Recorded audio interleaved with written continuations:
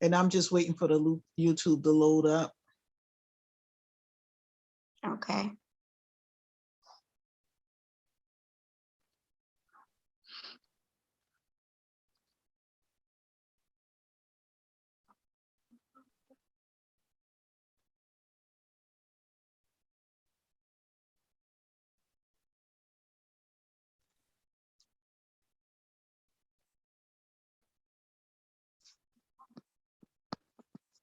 Okay, ladies.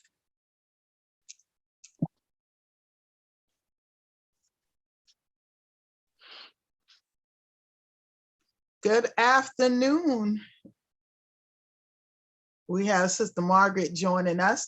I just want to say welcome to our May Empowerment Session, Women in Leadership Role.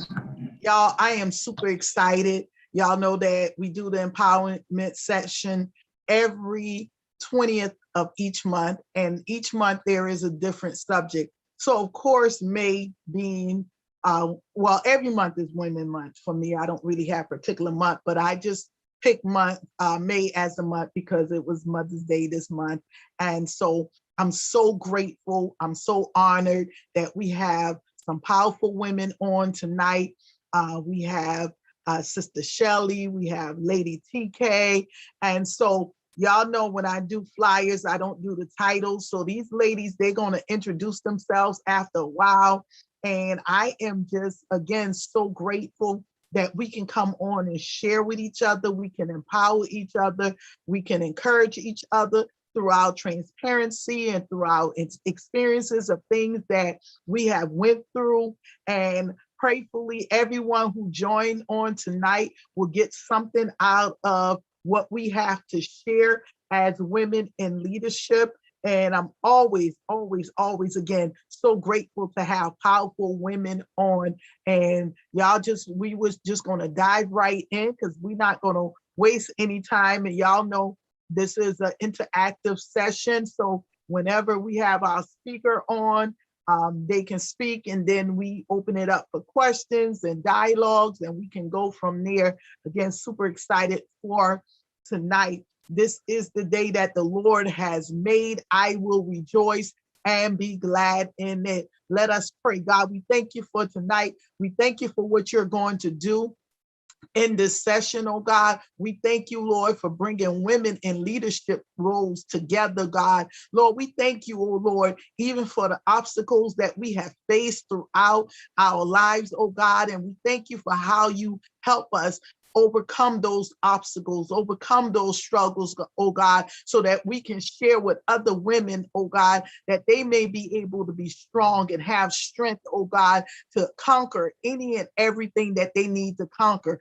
So tonight, Lord, I pray, oh God, I pray for Shelley on tonight, oh God. I pray for everything that she endeavored to do, oh God, that you will continue to bless her, that you will continue to elevate her, that you will continue to lift her up, keep her uplifted in spirit, oh God. And Lord, the words that she's going to share with us tonight, oh God, let us be able to get something and glean something from it so that we can become better women, oh God, in leadership. Tonight, I pray for Lady TK, oh God, even as she shared her experiences with us, oh God. I pray that you will continue to elevate her, continue to use her in a mighty way to be an encouragement to each and every woman that she may come in contact with. Everyone that's going to join the line on tonight, Sister Margaret for joining on tonight. Lord, I pray, oh God, even as she is a woman in business, oh Lord, that you will expand her business on tonight, that you will give her increase, that you will give her favor for favor photos on tonight. And anyone that's going to be joining on tonight, I pray, oh God, that you will increase their lives, oh God, even as I host this broadcast, oh God. I even pray for the many endeavors that you have dropped in my lap, oh God, that I will be a good steward of what you have given me, and that I will go forth in your name, and Lord, to remember you. And Lord, in everything, oh God, we pray, oh God, that you will keep us humble, oh God, that you will keep us in remembrance of who all of these things come from, and they come from above, which is you, oh God. And we give you glory, we give you honor, we give you praise. Let everyone say hallelujah, hallelujah, Hallelujah. amen, Yes, Amen. Jesus. Hallelujah. So tonight, I'm not going to hold y'all back, women. I'm not going to hold you back. Shelly, you smiling, so that means you're going first. What I want you to do is I want you to introduce yourself. I know, listen, Shelly, I didn't even ask you for a resume because your resume is too long for me to read. So I want you to just tell us any and everything that you want us to know about you and share some of your experiences as a woman in leadership. And we know that comes in many forms. That comes as a mother, that comes as a wife, that comes as a, I say, entrepreneur, as you're working. It comes in many forms. So whatever form you come in and however God laid on your heart, let's make it happen. Okay, thank you so much, Lady Savanda. Oh my gosh, you gave such a wonderful welcome and opening. I don't even know if I can follow behind all of that.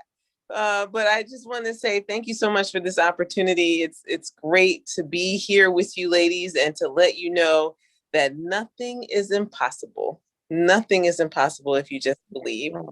So just about who I am Shelly Carter. I'm a mom. I have 5 amazing sons. I am a wife. My husband, who is amazing, his name is Brainard Carter, and he is retired from the Hartford Fire Department of 20 years, and 25 years, I'm sorry. And I also have 22 years as a firefighter, or 21 years and 9 months as a firefighter with the city of Hartford. Wow. Wow. I retired last Friday, believe it or not. And it was not on the radar to retire, but I knew at the time that it was time for me to go. I remember my very first day on the job. Well, let me take you back. So a little bit more about just my resume. I'll throw out some resume stuff.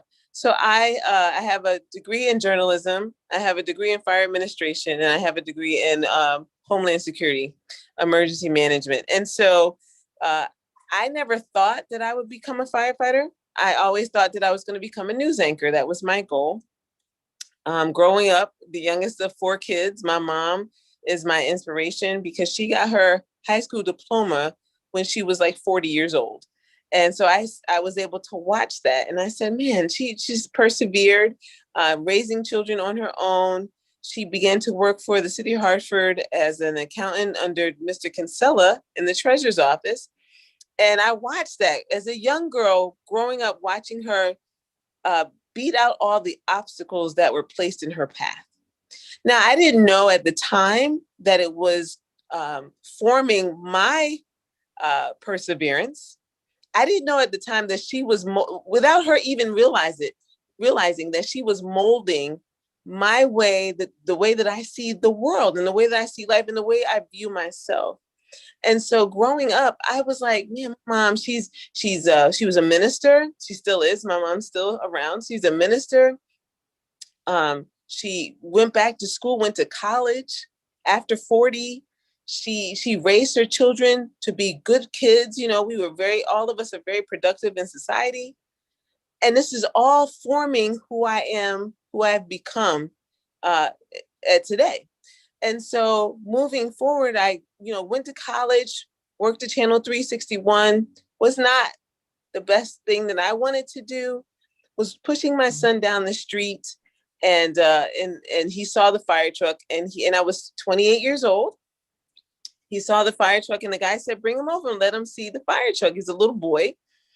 And I said, no, it's okay, because we don't want to disturb you guys. You guys have an important job. We don't want to disturb you. And the guys are like, no, bring him over. So I brought him over, and they took him out of the stroller, and he was playing around the fire truck. And there was a gentleman on the ramp that said, hey, you should take the test. And I was like, I can't do that. I'm a girl. And I'm the girliest girl I know. And so I'm not gonna mess my hair up and my nails and my makeup to go and get dirty on a fire truck. Like, that's not even gonna happen. And he literally sat there and talked to me for an hour, convincing me to take this test. And I'm like, I don't know if I can do it. And so in my mind, I was thinking, do they have like a secretary position here, or something?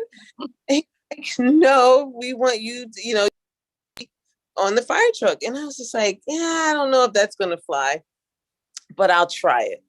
And so I went ahead and took the test. I stood in line with thousands of people. It had to have been maybe 1,000 or 2,000 people. I didn't see any other women because back then it was hundreds of people that came from all over to be on the Hartford Fire Department. And I was like, I don't know if this is going to work, but I'll try it. Took the test, and I tested for police and fire. And I said, whichever one I come out better on, then that's the one I'll do. I studied for the police test. I got the books. I got the information. I went to the informational sessions. I was like, okay, I kind of want to be a cop more than a firefighter, because who wants to run into burning buildings, right? As opposed to who wants to get shot at, but regardless. I said, let me study for this. I never bought a book for fire, never opened the book for fire, had no idea what the career was about. But this is the part where I say God always orders our steps. So what we plan in our lives, our plans are kind of comical to God, don't you think? Because we say we're going to do this and this, and none of that, a lot of times it just doesn't happen that way. Oh. And so I was like, okay, I took both the tests, police and fire, came back, and the fire test, I scored much higher than the police test. And I was like, oh my gosh, I'm going to become a firefighter. Now, at the time, I was married, and my husband at the time didn't think it was a good idea. And he just basically kind of said, yeah, I'm not interested in that. Go find a secretary's job. And I was like, that's not okay.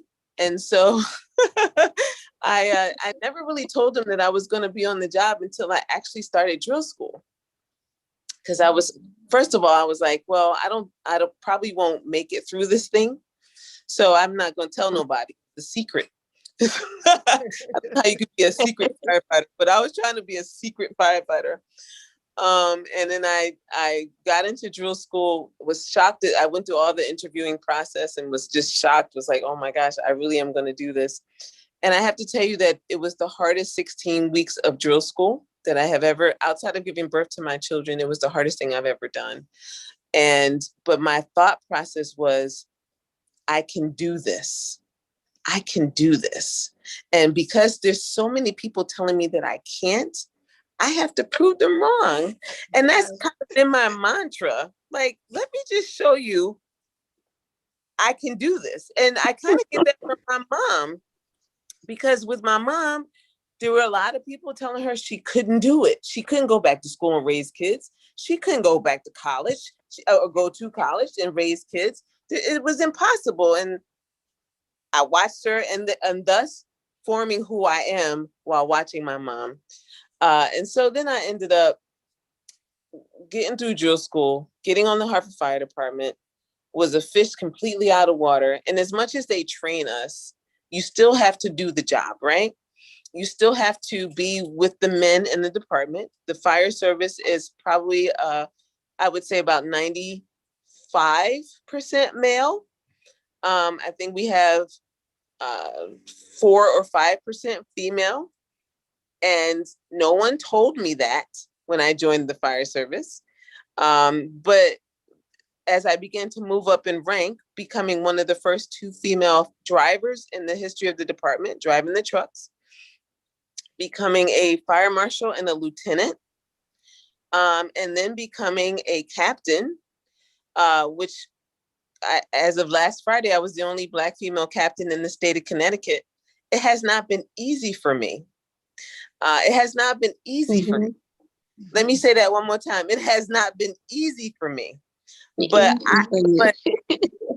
I refuse to give up. I refuse to give up. And so, I was handed a lot of difficult circumstances, having to fight through the fears and doubts in my own mind, and then listening to the doubts of others. It's a very difficult road, but I persevered. And I asked God to give me strength to do so. And he did exactly that. And so 21 years and 9 months later, here we are, as a captain, just retired last Friday, and just recently got a new job as an operations and training manager for Department of Emergency Management and Homeland Security. So once again, I'm in a program. Awesome. Once again, I'm in a career where there's not a lot of women, and it's okay, because at the end of the day, if you continue to trust your God-given insight, because decisions that I make, I pray about them, and I speak to my husband, and I talk to my children, because this is just not my life, it's their life as well. And so God has directed me. I just recently, I applied for a couple of fire chiefs jobs and had to turn them down because I chose to work for Homeland Security. But I achieved the goal that I wanted to achieve, to become a chief. And so there's so many things. Now I have people calling me, asking me to run their departments. You know what I mean? They're like, well, can you quit that job and come work here? And go, I'm like, well, hold on. Let me figure this Homeland Security thing out. It doesn't change the fact that maybe I will become a chief one day, but it definitely puts me in the driver's seat. As a young lady in the bottom left here, Miss Margaret is in the driver's seat. And so it's a great place to be. It's a great place to be. Well, Shelley, I certainly am grateful, right, for you and meeting you for that very first time at I Am Woman, right? And so from the time that Lady TK and I met you, we fell in love with you. We love your spirit. We've been praying for you. And I want to say congratulations on everything. Congratulations on your new position. Congratulations on being retired. I'm like, she retired and then went back to work. I said, wow. I thought at least you would take a month or 2 or 3 or 4 off and go on vacation, kick your legs up. But I enjoy hearing your story so much. And I said, we have to have Shelley come on and share with other women, some of the things that you went through, and you are a living testimony that you can persevere. And my mom used to, when we was raising up in the South, like, when you don't believe things that she said, do, and this was in reference to really, chastising us, right? Yeah. So she used to tell us, I can show you better than I can tell you, right? Yes. So when you were saying how people were doubting you or put some doubt in your mind, you were like, well, let me not say anything. Let me show you better than I can tell you. And oftentimes as women, we seem to be pushed to the back, but it's just persevering and knowing where we stand and how to handle that rejection and not become bitter in the process and not always, trying to prove ourselves to people, right? We at some point, we get to that point where, you know what? I don't care what you think anymore. I'm not trying to prove who I am. I'm going to work in silence. I'm going to do what I know to do. And I'm going to do what God has given me to do and what he has put into my hands to do. And so, Shelley, again, you are a testament to that. And we are so proud of you. Thank you. I was for you to go and be a chief and do whatever, but whatever it is that you want to do, now you have it in your hands. You get to pick and choose. Nobody get to tell you, this is what you're going to do. So when you're ready, and if you want to be chief, be chief. If you want to be president, be president. Whatever you want to do as a woman, and women, that's very important. Whatever you want to do, just remember that you can do anything that you put your mind to do. If you can think it, you can do it. And so I'm so grateful again to have you guys on. And Lady TK, I can go on and on and on. Again, your resume is so long.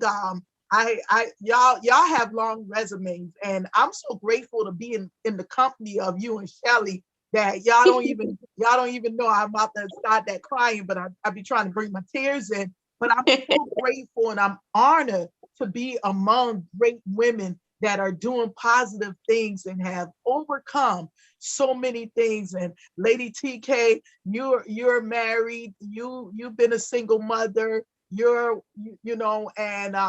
you've done a lot of things, and you cook, you do a lot of things and lead the women at your church. And so you come in so many forms.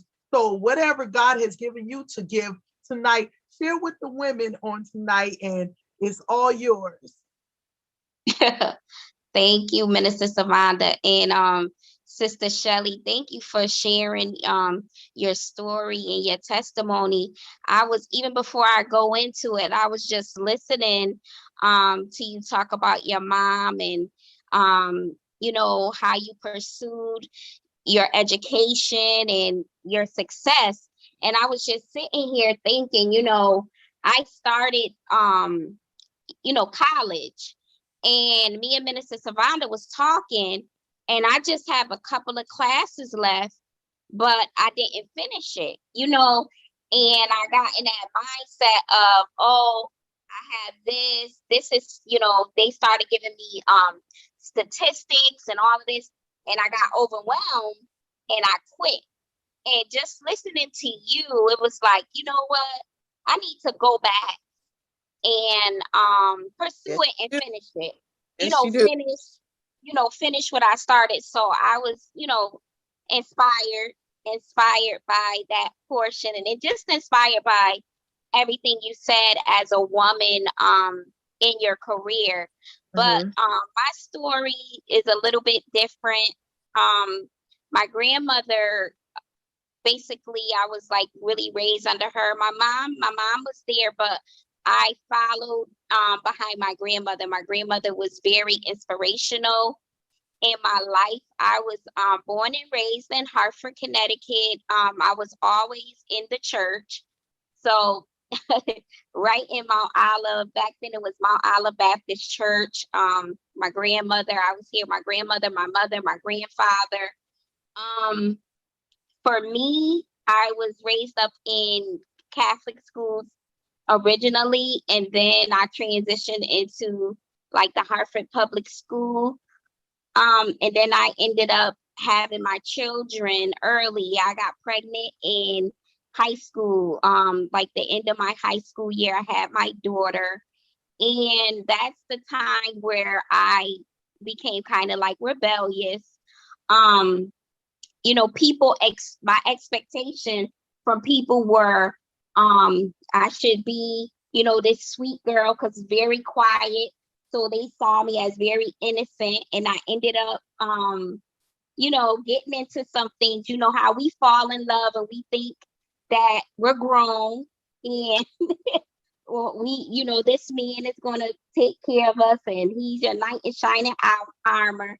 So back then, that's where I was. So I ended up having my daughter, and then later on I had another daughter. So I have two daughters, and then I was married for a while with my first husband, and things didn't work out.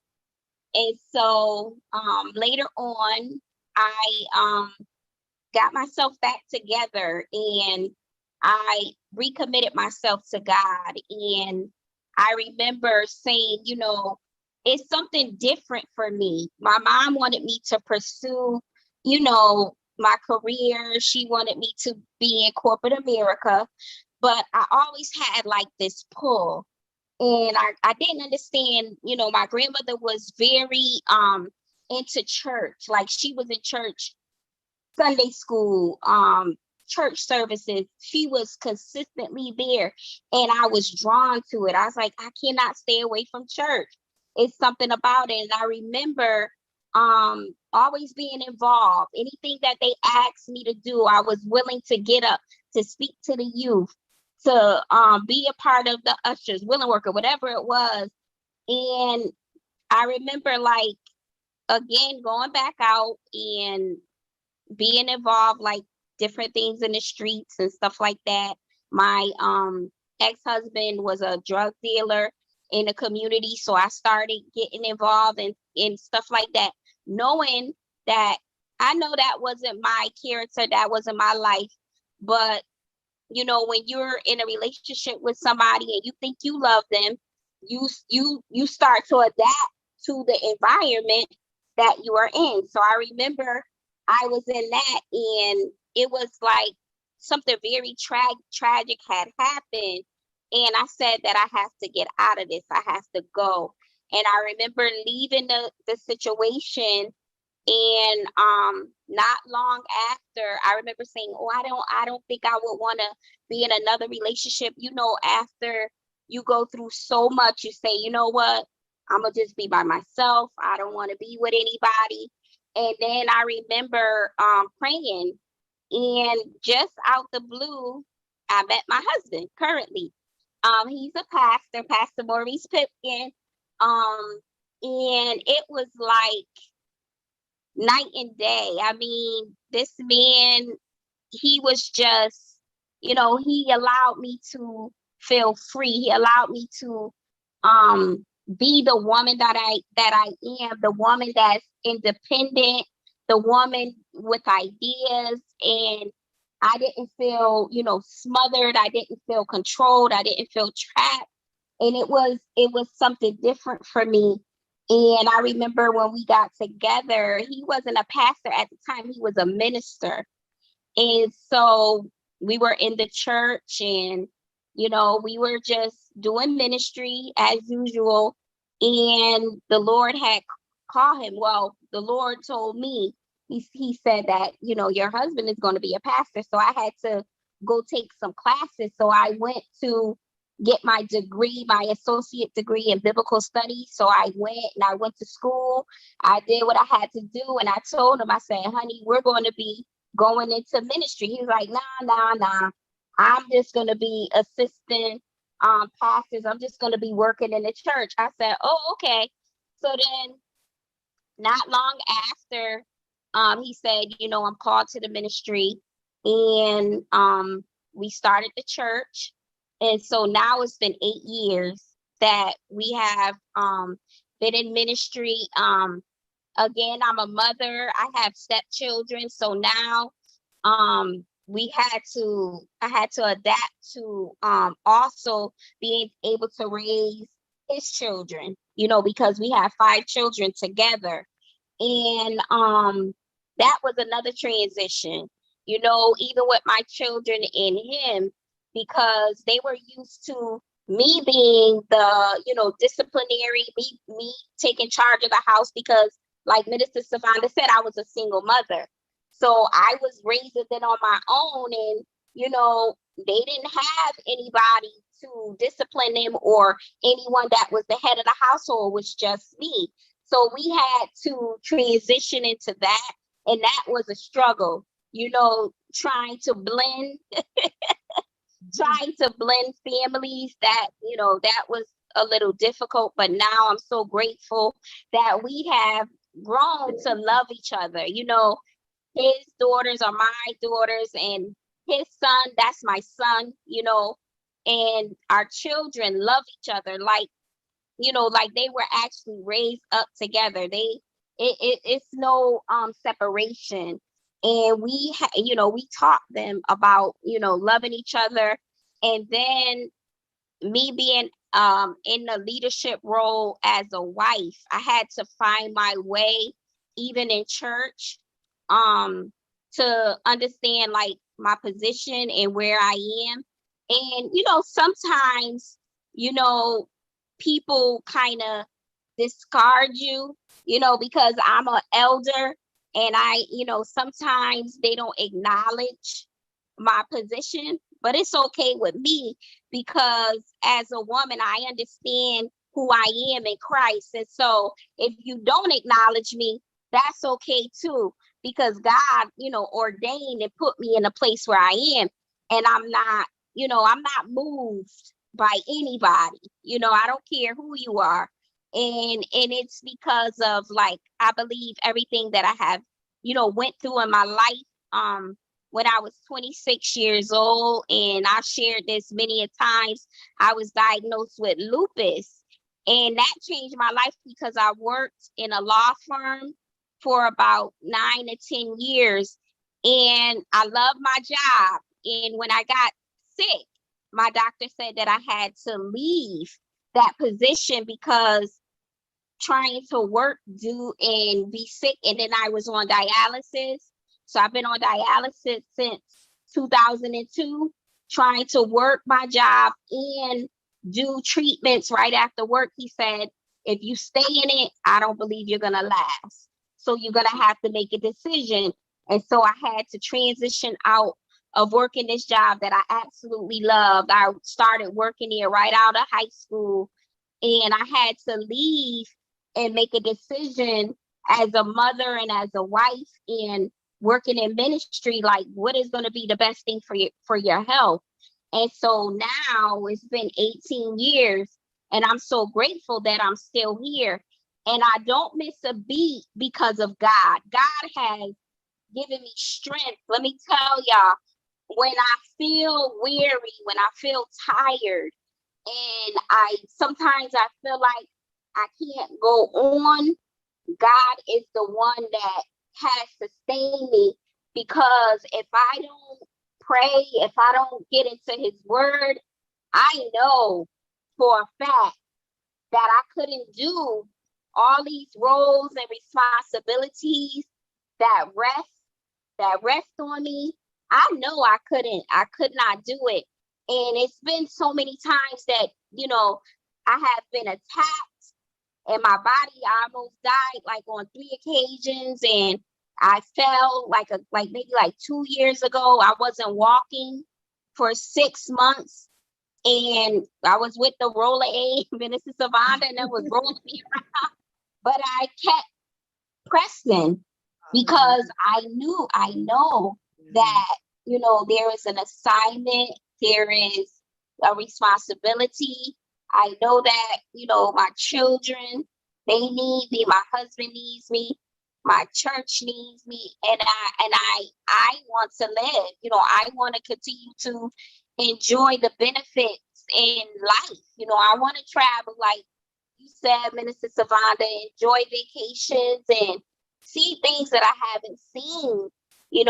I just want to see things that I haven't had the opportunity to see because, of my limitations with my treatments. I have to make appointments to go, to travel or to do anything that I want to do. But again, I'm just grateful to be in the presence of you beautiful ladies. Sister Shelley, Minister Savanda, I love you dearly. Sister Margaret, you powerful women. And I'm just glad to be a part of the community of women.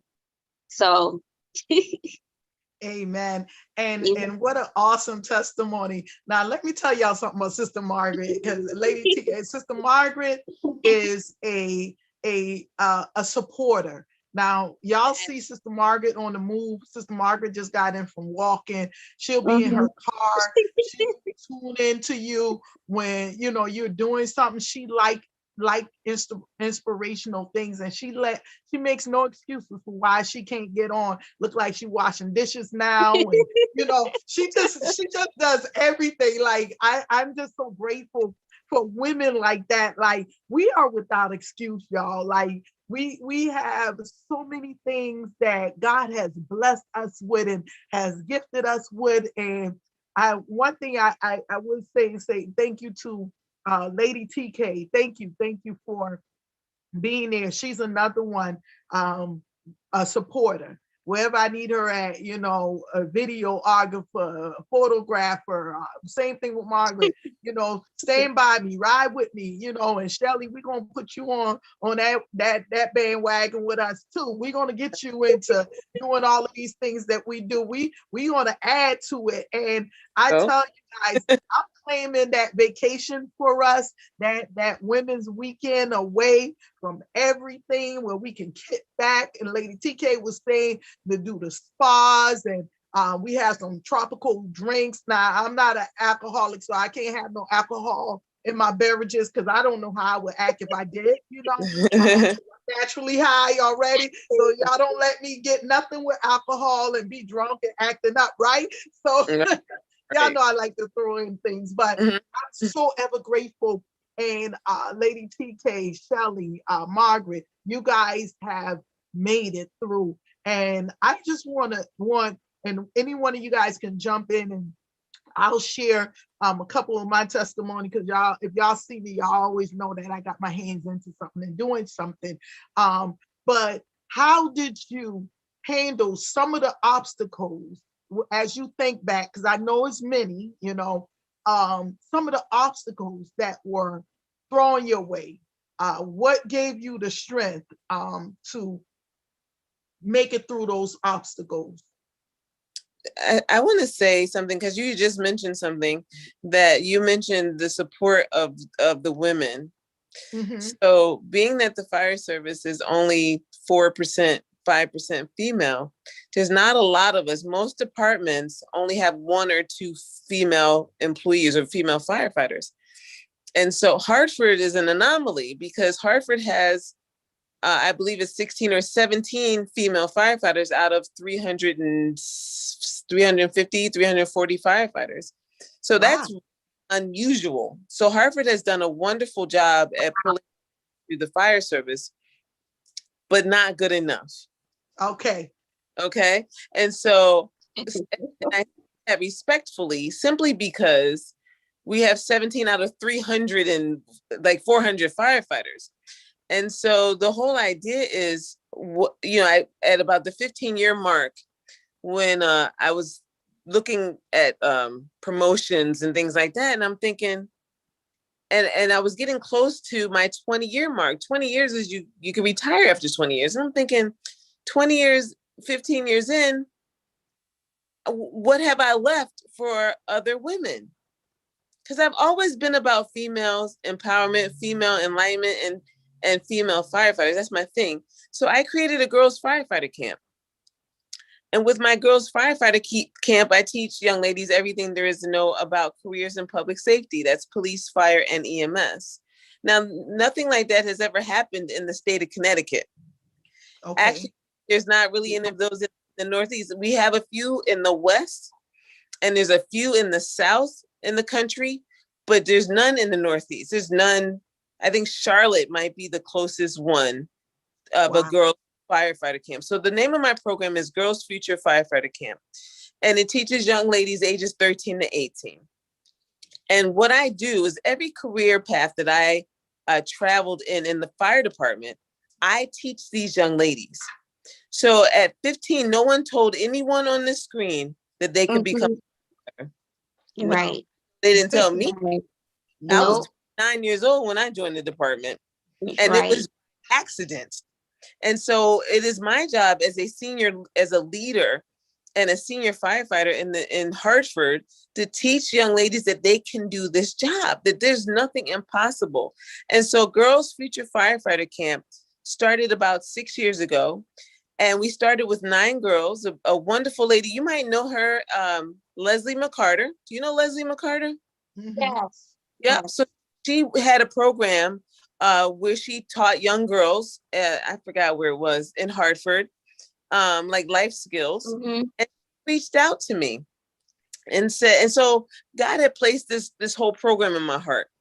I didn't know how to start it. I didn't know where to begin it, because there was no roadmap for me.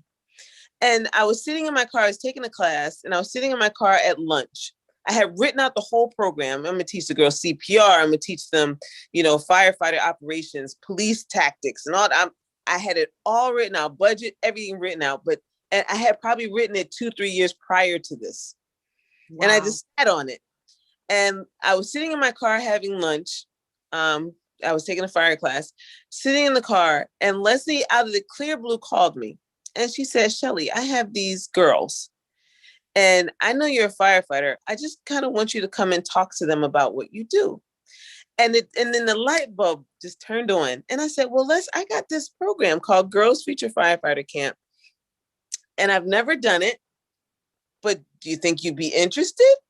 And she was like, sure, do whatever you want. Like, it was almost like God was, now it's time for you to roll it out, sat on it for 2, 3, 4 years.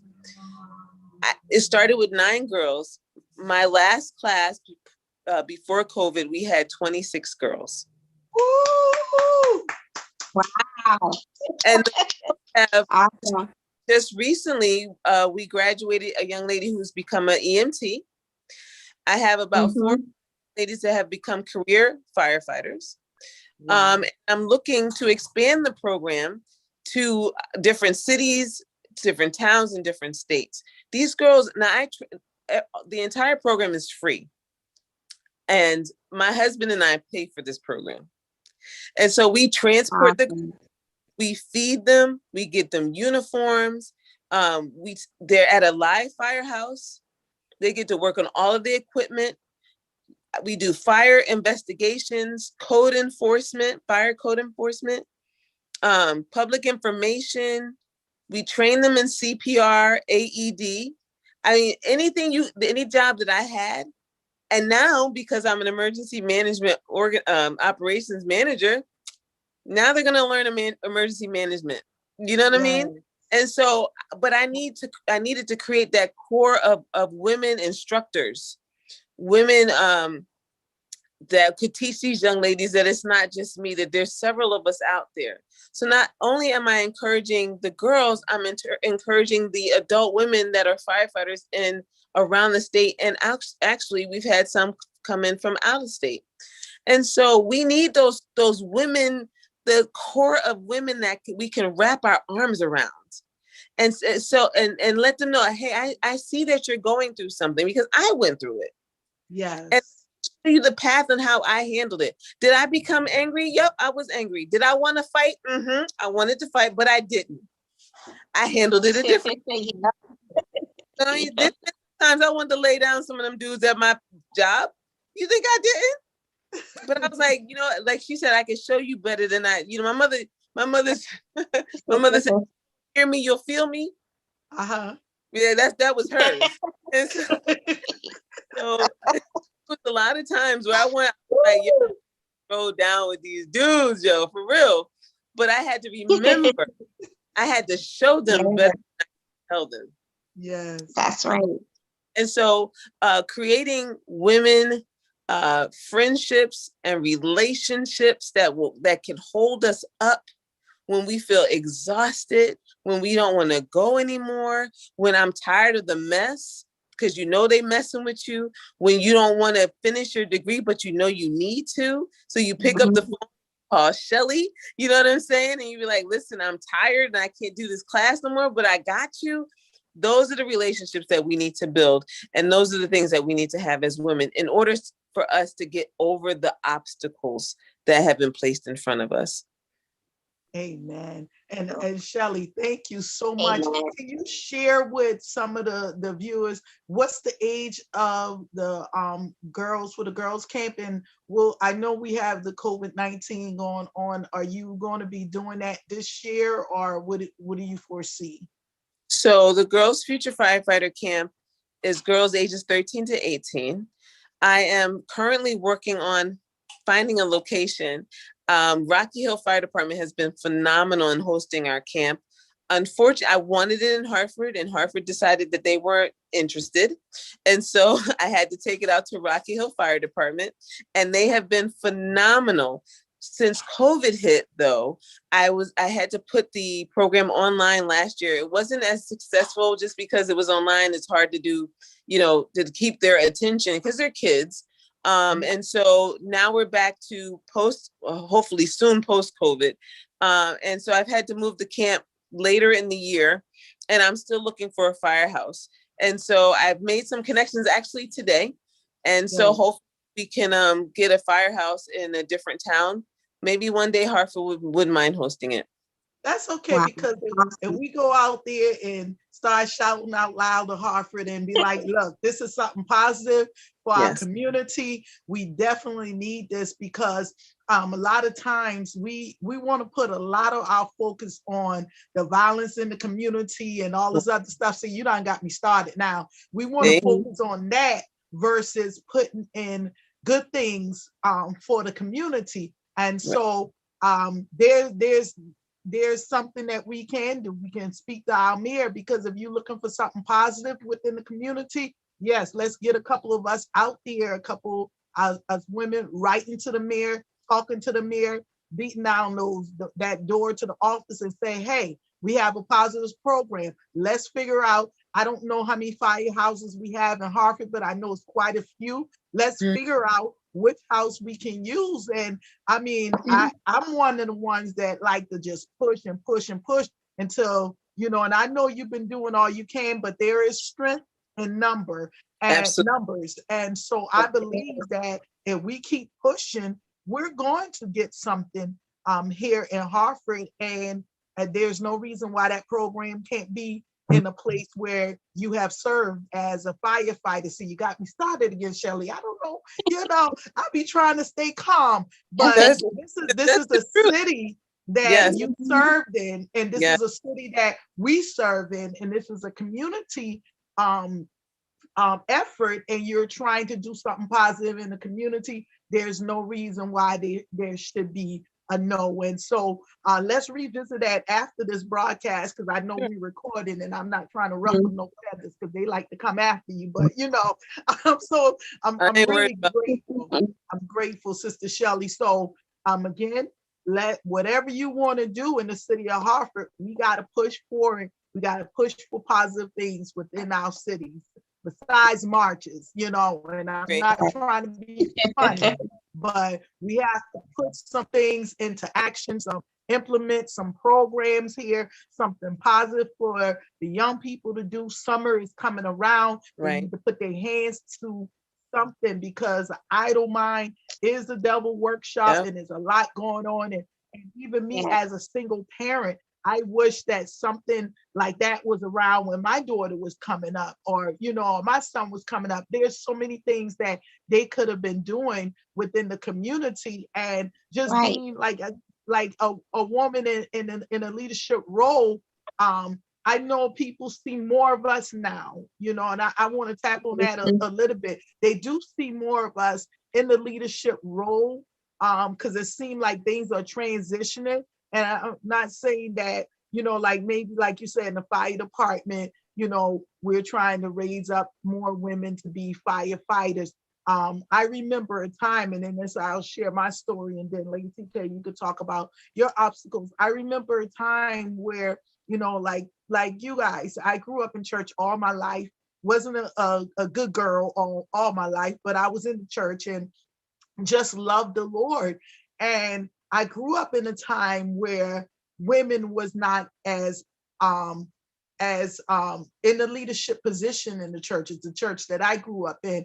And so it was more male dominant. The men did pretty much everything. But I remember always wanting to be a worker in the church, always wanting to do something, and anything that I find my hand to do, whether it was to clean the bathroom, whether it was go up to read a poem, whether it was standing at the door, whatever it was, I always found my hands to do something.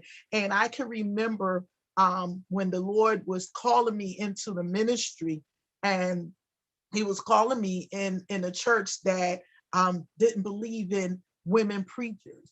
And at the time, I had to know who I was and still stay in my lane. Again, with that statement, I'll show you better than I can tell you, but not being that person that say, oh, I'm trying to prove myself. I'm trying to prove that God has called me. I'm trying to prove all of this stuff. I didn't do all of that, but I stayed within my rights. I did what I needed to do. I stayed with the church. I told my pastor that the Lord had called me to preach. And Lady TK, you probably heard this story many times, but I told my pastor that the Lord had called me to preach. And I simply had to give him that. And I said, I know what the church believe in. I know that they don't believe in women preachers. I know that there are certain positions that we can have in the church, and I'm not trying to usurp authority over a man, but this is what I've been called to do. And I sat down respectfully. I did what I need to do in that church. I continue in the church. I did not disrupt the flow of the church. I did not get up to preach no sermons because that was not happening. I would have been put out. But I remember back in 2003, January 2003, that the Lord had opened the doors for me for television. And I started taking some video classes at Hartford Public Access over on Sargent Street. And they had just moved to that building. And the Lord opened that door for me to begin to minister and begin to preach on television and to empower different people. And even though I was not allowed to preach in the ministry that I was in, I didn't become a bitter person. I wasn't trying to be that person say, I'm gonna show you that God called me. No, I just simply did what God called me to do. And before I even was called into the ministry, I was already doing it. I was already encouraging people. I was already preaching his word. And so opening the doors for me on television gave me a bigger audience. And so who needed to be behind the pulpit when they had, all of these cable subscribers watching the show. And so I was so grateful and I was blessed to just be able to minister. And then I transitioned from that church and I used to be invited to a lot of different churches, just to preach and speak and encourage people. I was first licensed when I moved down to Virginia back in 2010. And so imagine from 2003 up until 2010, there were people who just loved to hear what I had to say. They invited me in their pulpit. They invited me to their programs. And, I did what God had called me to do. And in 2010, I was licensed in Virginia. I was an evangelist and just preaching the word, just doing what I love to do. Now, if I had stopped because of what my church at that time believed in, I would have never been the evangelist, the minister, the elder. And y'all know I don't get caught up on titles, the reverends, pastors. I've been called everything, right? And so I don't get caught up in that. I just do the work. And that's what I want to say about women in leadership. We don't really care about being in a leadership role or if people put us on a pedestal. We just care about doing the work, most of us anyway. And so oftentimes I would see in the churches that women were coming up and was raised up. Now, I don't understand, basically, even in the church that I was in, it was majority women, but women didn't take leadership roles. But yet we were the majority. We were working in the church. We did, basically made up the church, and so it did put a stigma on me about men. And so it always made me feel like, oh my gosh, men is always like doing something. And they used to be like, you got to be submitted to the man. You got to be subject to the man. And I'm like, I ain't being subject to no man. I don't care about it. I'm not doing it. And it's sort of like, I didn't have an understanding of the submission and being subjected to men. And at that time I said, well, I'm a leader in my own right too. So I don't understand all of this being submissive and being humble, but I had to get an understanding. It's not about them being so dominant or they putting their foot on your neck. It's just that everybody had a place and like God has set an order for everyone, and even in their rightful roles, and even as women are transitioning into pastor roles and to other leadership roles within the church and within the community, we still have to remember that there's still men out there that we should honor. There's some men out there that will lead and not put their foot on our neck, that will be supportive of us. And y'all know I'm all for women rights and women everything. And I feel like as a community, we can grow together. And so fast forward, that brings me up to date now in ministry. Like I have the freedom to minister without feeling, the heat of competition, or you shouldn't be up there preaching, you shouldn't be up there doing anything. I don't preach bitterly. I don't preach angry. I know a lot of women out there, they're angry, they're trying to prove themselves, and they're preaching. When you hear them preaching, you be like, why are they so angry? We don't have to be angry, y'all. I know we've been pushed back for so long, but yet how we overcome things and how we overcome those obstacles, just simply do the work. Continue to be who God has called us to be and do what he has put in our hands. Yes, some days we do have to fight. Some days we do have to push back a little bit. Well, push forward, not push back, push a little bit to get to where we are, but we're not going to do it angry. We're not going to do it bitterly. We're going to do it with the things and the tools that God has put in our hands. I am grateful because even as an entrepreneur, I'm rising up and making my way in the world, not trying to prove again nothing to anybody, but as a leader, we have to know how to lead. And how do you lead? You have to be a good follower in order to be a good leader. And so I've had people who led me, who taught me, and who is teaching me the way. Lady TK is one of those people. My pastor is one of those people, and former pastors that I've had, they have taught me and helped me. Was I the easiest person for them to lead and to help me? No, I'm not the easiest person, but yet my heart is there. My heart means well. And so now I'm learning the tools to be an effective leader, because we always need to know those tools. I am reminded of Deborah in the Bible. Deborah led with wisdom. She was a judge. She was a prophetess. She knew her place. And I was reading today and I didn't remember that Deborah was married. So imagine her in those biblical times being a leader in the community and have a husband. Now, it doesn't talk too much, the Bible doesn't talk too much about her husband, but she had the ability to lead and she was not stressed while she leading. So, which led me to believe that her husband supported her. Even men came to her for her to judge rightful situations. And one man said to her, I'm not going to go into battle without you. So women in leadership roles, we have an important role and we are important. And so we got to remember that when we lead, we have to lead by example. We have to lead with wisdom. We got to lead with integrity. We have to be humble. We have to be able to take corrections when it comes to us. Like if someone say we're doing something, we got to be open to take that correction and learn from those experiences. And I'll take a page out of Deborah's book any day. And so she knew what her position was. She was confident.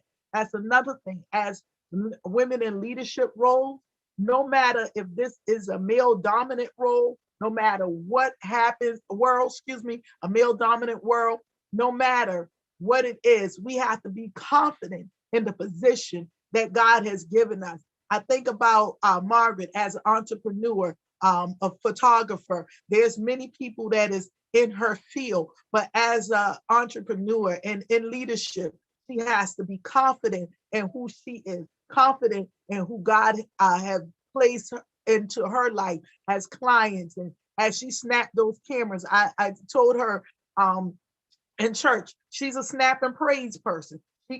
She has that gift to snap and praise, and so, and she has that gift to take pictures of people when they're moving. She's just good at that. That's not something I can do, and I'm never jealous of what God has given her. So everything that we have as women, as leaders, we come together and we bring those gifts together and we support each other. Shelley said it earlier.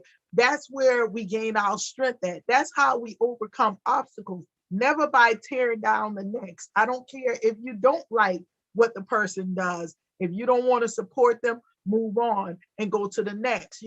Like Shelley just mentioned, she has a firefighter camp for girls. And so now we stand with her. Now, I don't know the first thing about firefighting, but you know what? She does. And what she knows, she's going to teach us. And so we stand behind her and whatever things she want to do. Lady TK, you know how I feel about Lady TK Tasty Treat. You know how I feel about, you baking you being in the leadership role in church. Listen, I'll be on you now. I got to go back to that baking, right? So I love your cupcakes now, and I love your brownies. I'm not jealous because you know how to bake cupcakes and you know how to bake the brownies. Now I taste many people brownies, many people cupcakes, and I said, you know what? There's an anointing that is in it. You know, people ask you, what do you put in your food? Sister, I listen. I just know that you do it with love. Again, Shelly is in her own rights, a leader doing what she does.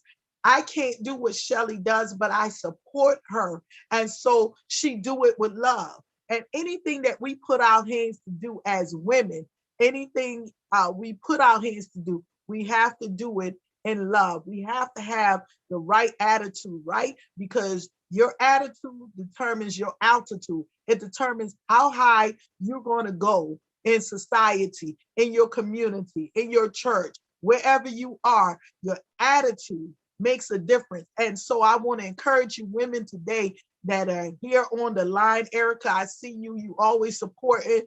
She's one of my mentees and she always coming on. The one thing I want to encourage you that no matter what happens, no matter what obstacles come, never let them see you sweat.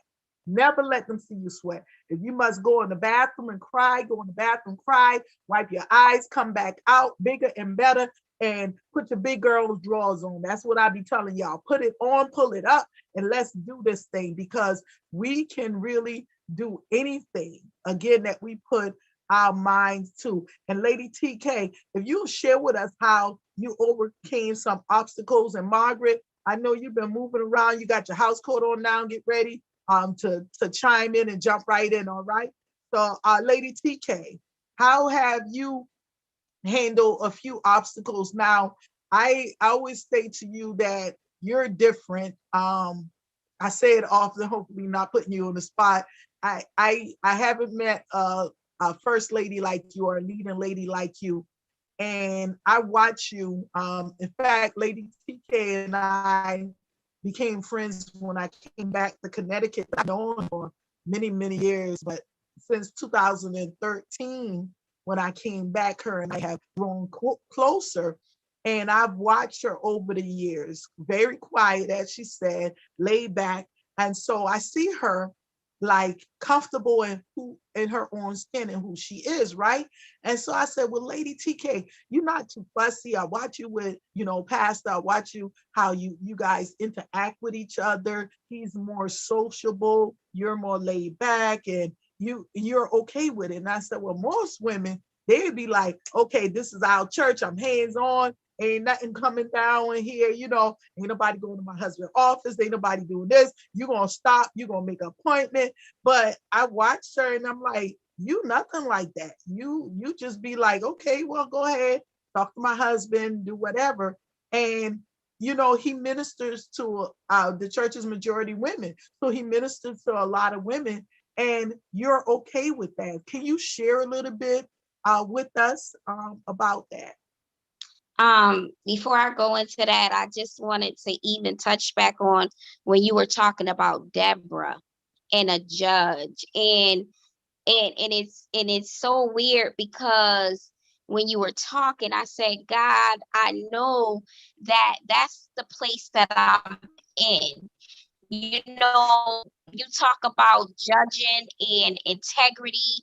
You're talking about if there is an offense or something is going on, God has placed me in a place of what is right. My husband could be in something or anything could be going on, but I'm on the right side and I will never switch up on anybody, or I would never, mistreat somebody because I'm on God's side. And when you're on God's side, you're on the right side. And so I'm always judging the situation and what would God say is the right thing to do, and you talking about prophetic, and God has placed the prophetic on my life. And so I don't move, and I don't ever move in my own space. You know how sometimes we want to say something, but I ask God, you talked about wisdom. Give me wisdom.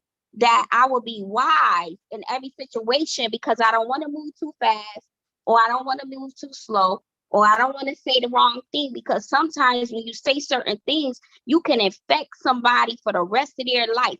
You can penetrate, you can hurt a person if you don't choose your words wisely. So I always say, God, when I speak, let me speak what you say, because in my past, I would speak out of turn, and then you can be detrimental to somebody's life, to somebody's progression, to somebody's calling, to whatever God is saying. So I said, I want to be like that. And these are women who are set apart, who are consecrated.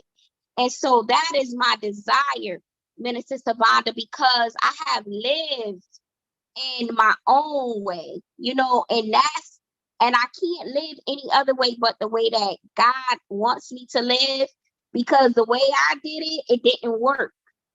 So I had to figure out, like Deborah and like these wonderful women, Esther and all these beautiful women who have been called by God. You understand?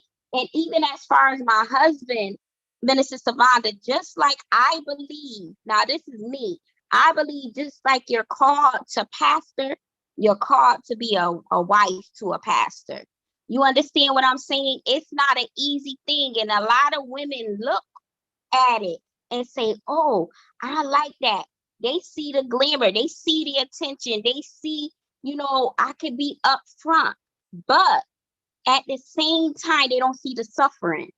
They don't see where, sometimes you have to be in a lonely place.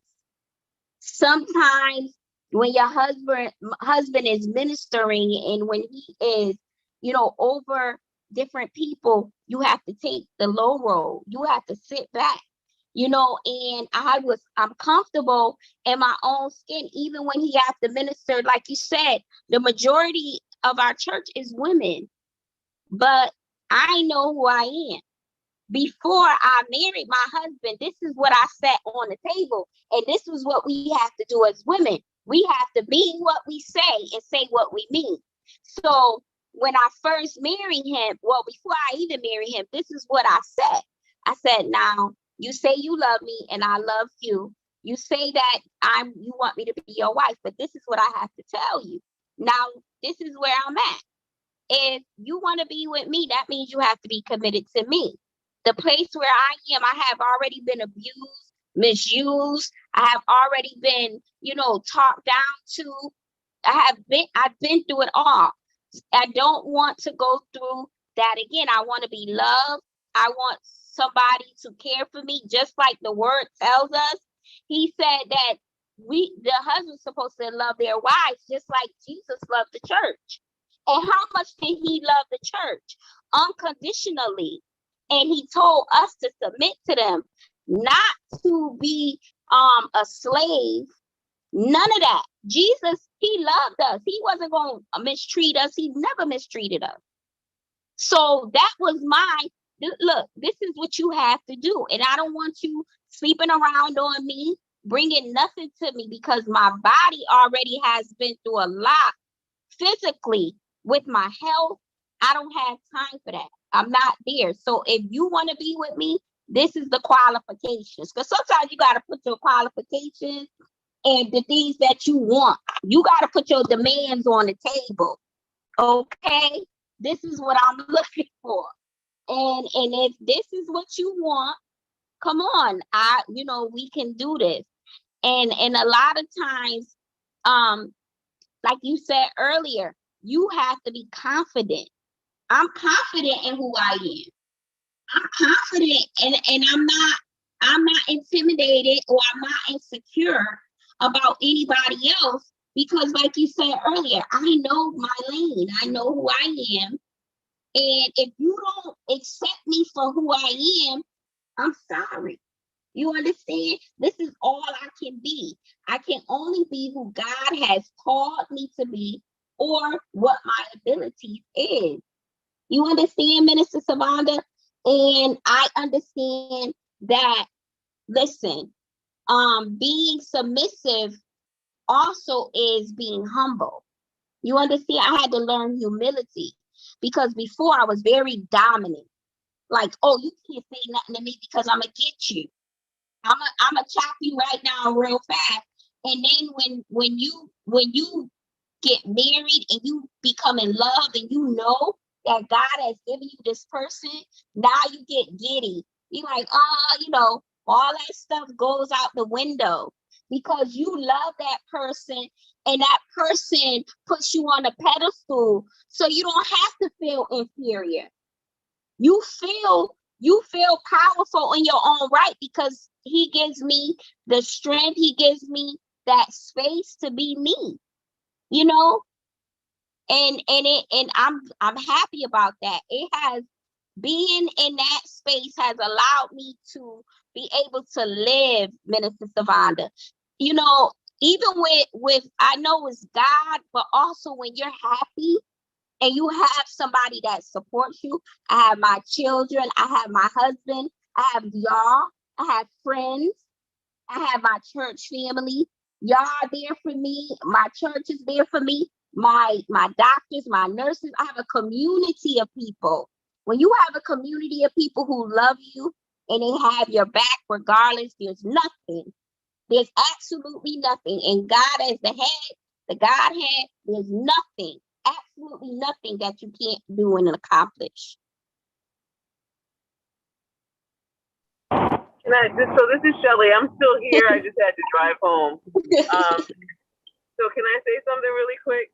Of course, go right ahead, Shelly. Lady TK, you hit the nail on the head. I just have to say, like, you know, I'm in a male-dominant career.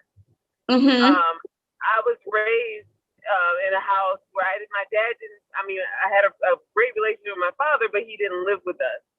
And so I was raised by a very, very strong woman, And so I had to learn how to be a submissive woman, especially becoming a firefighter, especially someone who had to command fires or command people or look like a guy most of the time.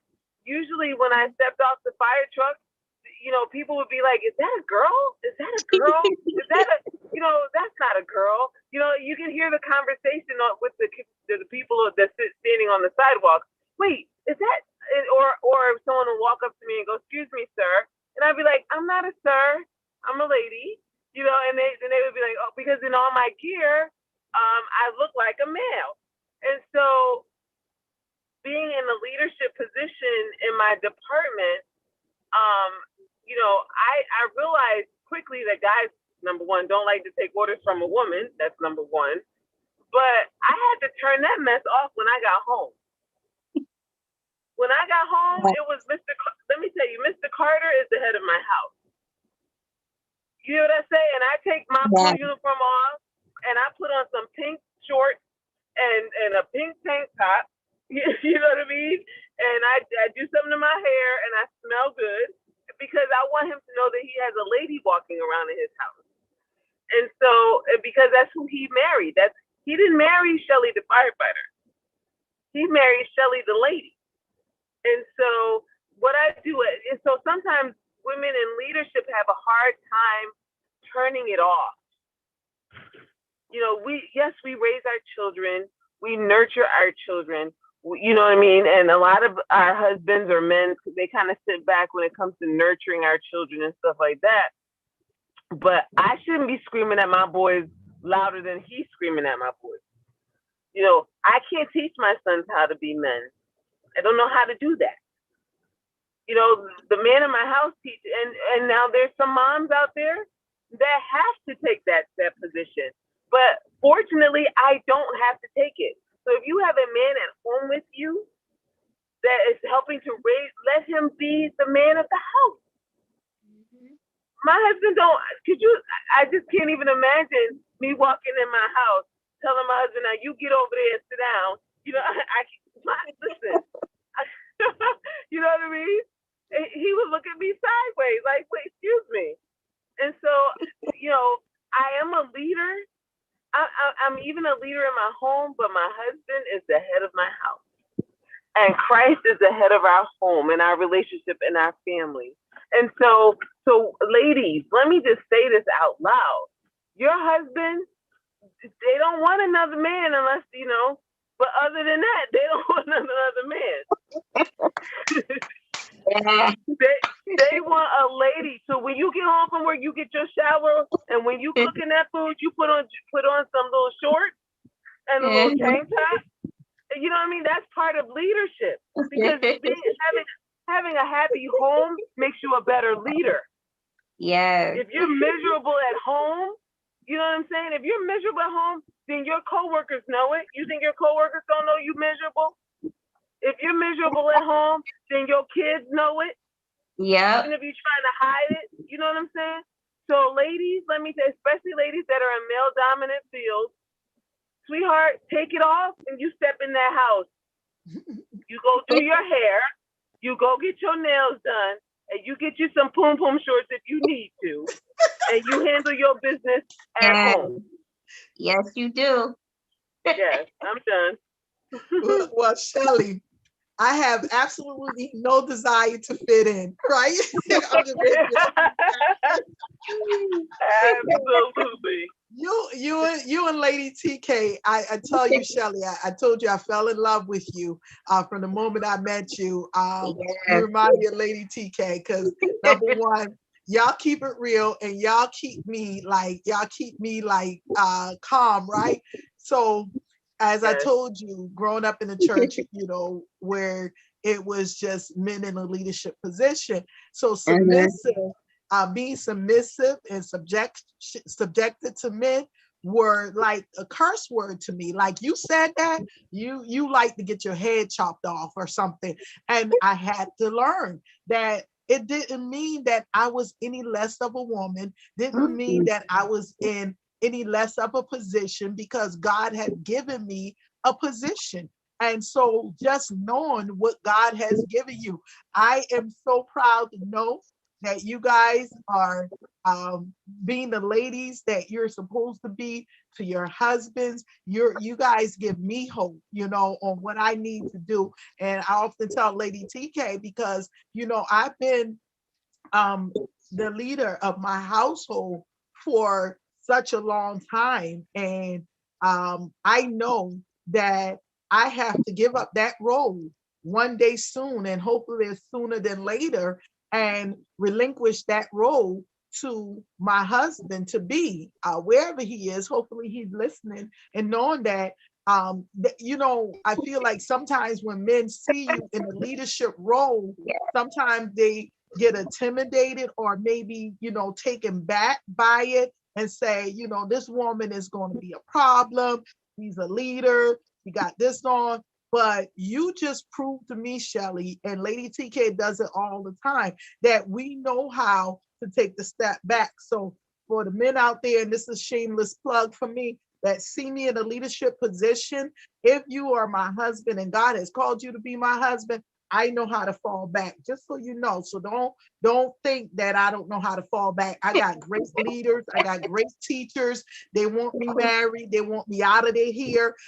And so I know how to fall back. Now, I'm not just going to fall back for any and every man, but there is a man that I will fall back for, because every man out there is not my husband. And that's what you got to keep in mind. I think we become submitted to the wrong men sometimes, and then we get to a point where we get all crazy in our heads and don't want to submit to nobody, because we submitted to someone who wasn't our husband, somebody who mistreated us, somebody who didn't do right by us. And so now we're sworn off of being submitted to men. But there is a man out there that's going to be your husband, that you are supposed to be submitted to, not submitting to the wrong person, and so that's how we get it confused. So I'm never confused, y'all. I know where I belong. And like Shelly said, when she go home, she put on some smell goods and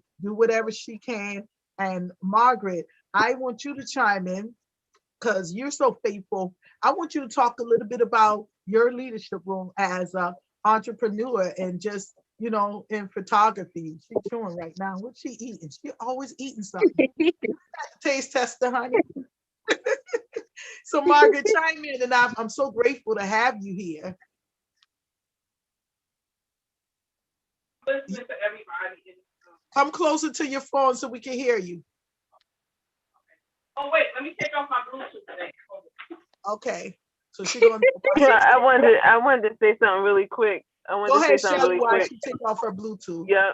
The thing about taking off being a leader in our home and taking off the leadership type role in our home is we are leaders in our home. Listen, we run it anyway. You know, we run our homes, ladies.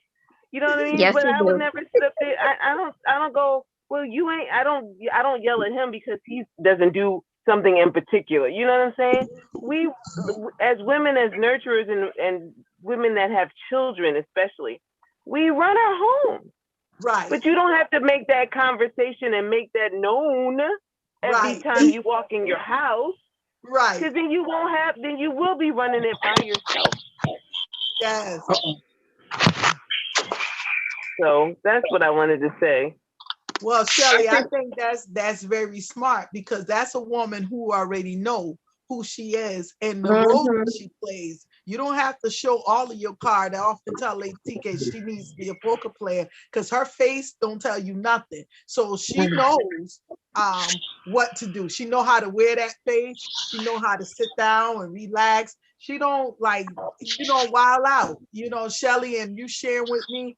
I'm telling you that those things are helpful. You don't have to show or write on your back or wear a t-shirt and say, I run this home, I run this, and I run that. No, that's a fool, because you already know. So if you know your position, assume your position, and everything works together for the good. It is a team effort. It is a partnership, and again, I'm not married, but I got great examples that's before me. So there's no reason why when I do get married that I don't know. Excuse me. So again, that's all about being a leader. Margaret, you ready to chime in? Yeah, it's very interesting, and I'm hearing everything. I wanted to say to Shelly, I wish when I was younger, I had leadership like that, because when I was younger, I had no clue as to what I wanted to do, honestly, in my life. And I had 3 older sisters and 2 younger brothers. So I was like in the middle where I wasn't given like direction. Get out of high school, graduate from high school, give me my diploma. That's what my mother used to tell us. And I was not said to go work this job for 20 years and retire. I wasn't given that information on how to continue my life. And I was a teen mom. I had my daughter when I was young also. And I was in my mother's house. And I thank God that I had that village to help raise her, because my mother worked 3rd shift so she could babysit all her grandkids in the morning. So I went to school, my sisters went to work, and she had the kids. So she worked 3rd shift. So I didn't have those opportunities, and I wish that I did. I have been married before, and I know that I'm a strong personality. And I knew my husband from when I was 18, but we got married later on in years. We came back together, and I have been on my own, always taking care of me and my daughter. And I was used to providing for myself. So when he came on the scene, he had to start from A to get to Z. And I was already at Z, continue to move through. I wanted more, you bring something to the pot and, show me something different. But unfortunately, he couldn't. And he struggled a lot. And in our relationship, I just really had to just carry on. And like I said, I spoke about it before, when I knew it was time. We had got to a place in our marriage where it was like really devastating, and a whole lot of things were happening that weren't good for me, and definitely not for him. So I did pray. I was like, God, I'm really tired, because I really wanted to have our marriage succeed, and I wanted him to succeed because he haven't had a life in so long, So when God said you're released, I was released. And for me, I believe that I know that I'm a strong personality. I know I'm a strong woman. I know I'm very, I don't think I'm a man. I think I am who I am. I know how to hold my own. I don't need to ask for anything, but if I want, I know I deserve. So if I, I am that woman. I am that woman. I'm that cute woman. I'm that fancy woman. I'm that loving woman. I'm that smart woman. I'm that woman. I'm that girl that can handle it. Either way it comes for me. And when it comes to a man, he has to be not dominant, because you can't dominate me when I know you're trying to dominate me. And that's what my husband did. And he couldn't.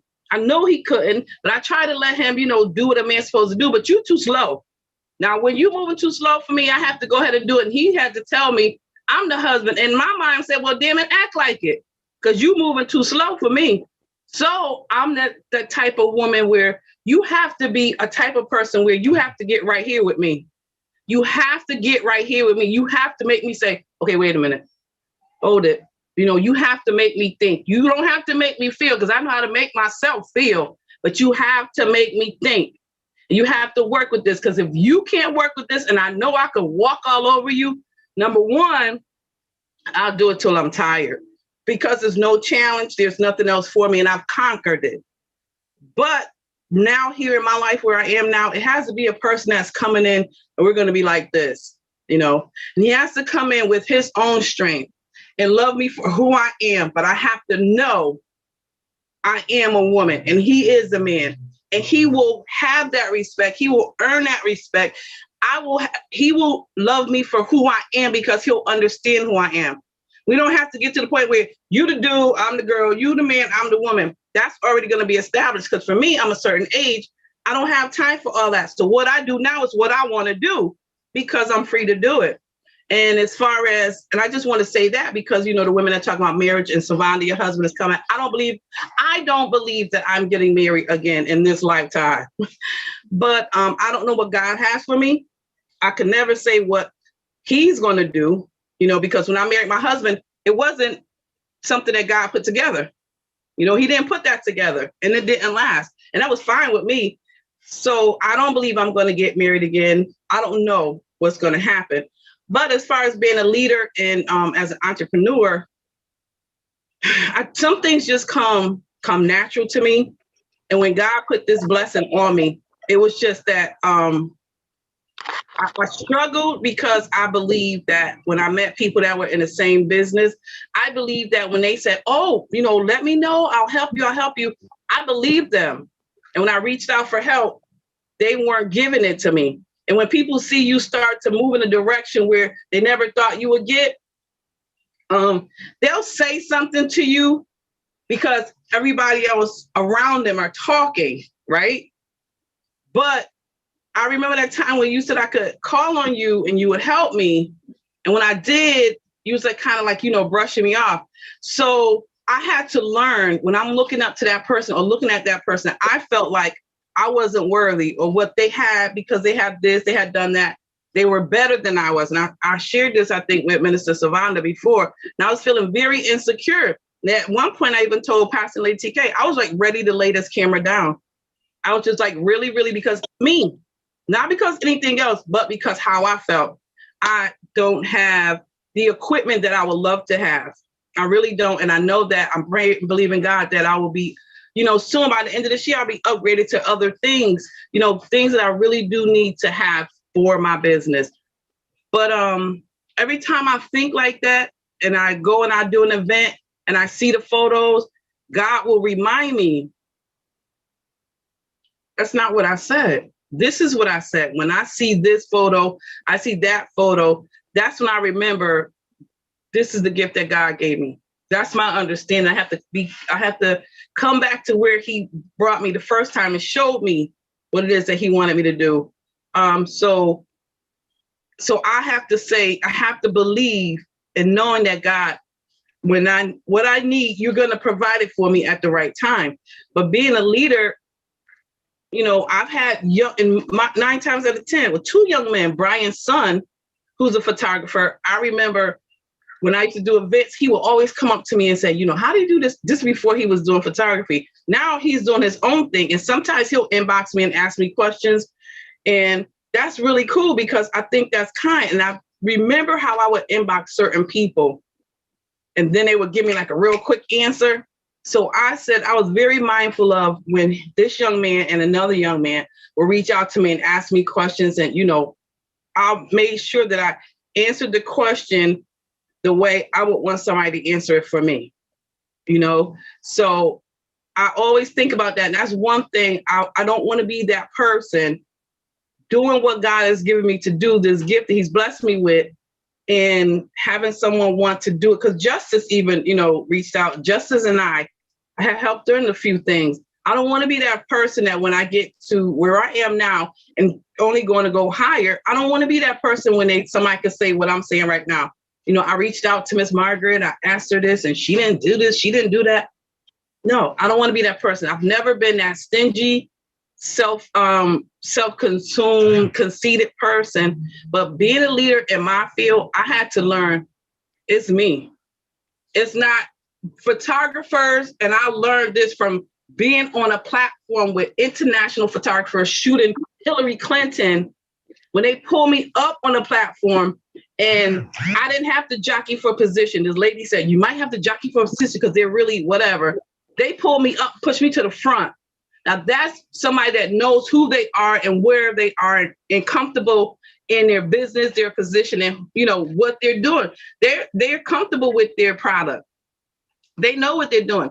And what it was for me was I could hear somebody telling me, now make sure you do this, make sure you do this. And then somebody over here, NBC, CNN, CBS, I'm talking about these guys that follow presidents, telling me these things. When somebody that I know, and they saw me moving, I see you favorite photos, but I asked one question, and you better believe that was the only damn question I ever asked. And I never asked another one again because I'm not like that person. I'll follow you around like a puppy. Nope. And I had to stop even looking because some people want you to be drawn to them. Let me do this for you. Let me make this. No, you can't make me. God already made me. So you can't make me over. Everybody has a brand, and I understand how people like to brand themselves or whatever that means. That's not who I am. It's really not who I am because I am the person that God made me to be. God gave favorite photos to me or made me for favorite photos. And that's how it works for me. My life is my life. My life is not, I can't put a stamp on it and say, this is my brand. I put what I do out to the world and, it comes back. It comes back to me the way God is. So as far as being a leader, entrepreneur, I love it. I love it. I love it. I love favorite photos. I love it. I love it. I love it. I can't tell people how much I love it. My passion, my heart starts to race when I get ready to look at the photos. My heart gets so excited. I'm like, I want to look at this, see how this was. And then sometimes I even don't remember taking certain photos, because I'm so excited and so amped up, especially when it's a place that I love to be and shooting photos, especially when I don't really know a lot of people there.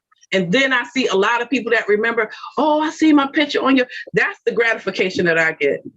That's the gratification that I get. I don't get that because, what you see is what God gave me. So what you see and you love, I thank God that he gave it to me and that you saw it come from the passion in me that he's given me. So I was just saying this today to myself. I love my passion for favorite it just makes my heart smile. It makes me happy.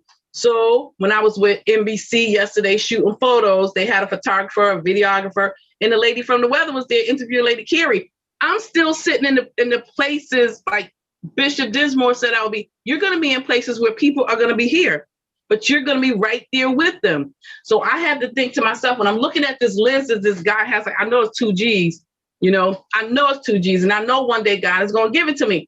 But at the same time, we were taking photos of groups. The guy said, I'm going to count. When I say I count, look at me. When I finish, you're going to look at this photographer. See what I'm saying? When you know who you are, you're going to be respected as such. My job is not to go tell people, this is my brand. Not saying anything is wrong with that, right? Nothing. But that's not who I am. That's not who I am. And I even had to start back promoting favor because at one point I thought I was like, I'm doing too much. I'm doing too much. I'm putting too many pictures. I'm doing too much. And then people started adding like, can I tag? From times I took photos so long ago, I forgot about them. And now they're coming up. Can I tag? Yeah, you can tag. Here you go.